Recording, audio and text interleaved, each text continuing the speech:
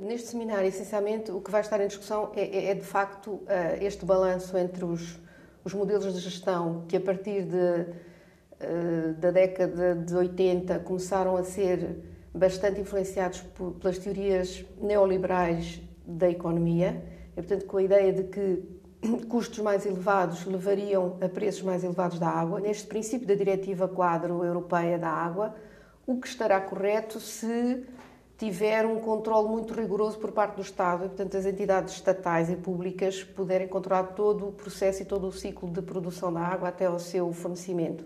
A partir do momento em que tem operadores privados e operadores públicos e tem um sistema de regulação que possa não estar a funcionar 100%, há riscos de que, de facto, o consumidor acabe por ter que pagar por custos que não deveria pagar. Portanto, é diferente ter um consumidor que usa a água para a sua higiene habitual e sobrevivência e o consumidor que utiliza a água, por exemplo, como uma indústria, como fator de produção e, portanto, como fator de produção de riqueza, que deveria pagá-la a um preço completamente diferente.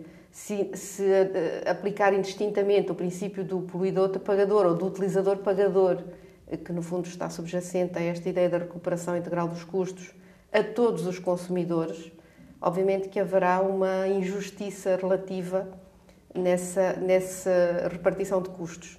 E aquilo que nós pretendemos discutir é exatamente a forma como, a nível mundial, têm evoluído estes modelos de gestão, também os modelos de colaboração entre os Estados e os operadores que poderão participar. Obviamente que há situações em que os operadores privados têm mais flexibilidade, podem ter mais margem de manobra, desde que o Estado tenha um bom sistema de regulação e mantenha o controle da qualidade do serviço que é prestado no final. A aritmética não é apenas saber quanto custa e cobrar por isso, porque, obviamente, as populações mais pobres, as populações, e isto já não estou a falar propriamente de Portugal, mas de situações que no resto do mundo, por exemplo, em África, são críticas, e na América do Sul, situações de populações mais dispersas, em que os custos de abastecimento são muitíssimo mais elevados, são as populações mais pobres.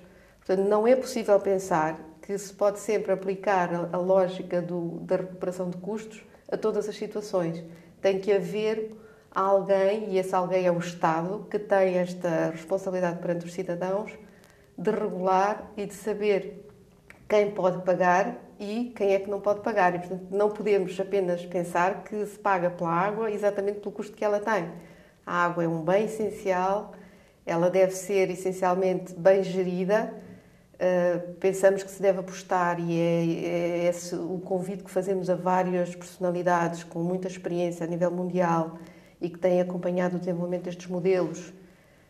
Há muitas outras formas de gerir melhor a água sem ser sobrecarregar o preço final e que são essencialmente poupar mais a água, geri-la melhor, diminuir as perdas. Sabe, por exemplo, no caso de Portugal, as nossas perdas dos sistemas podem ir até quase 50%. Portanto, temos água potável caríssima. Se fôssemos pagar a água que é perdida no sistema de abastecimento, obviamente que isto é assustador. Se conseguirmos tornar os sistemas mais eficientes, torná-los menos vulneráveis àquilo que são os problemas próprios das áreas urbanas, do crescimento das áreas urbanas. No caso da Europa e de Portugal temos de facto essa situação muito premente.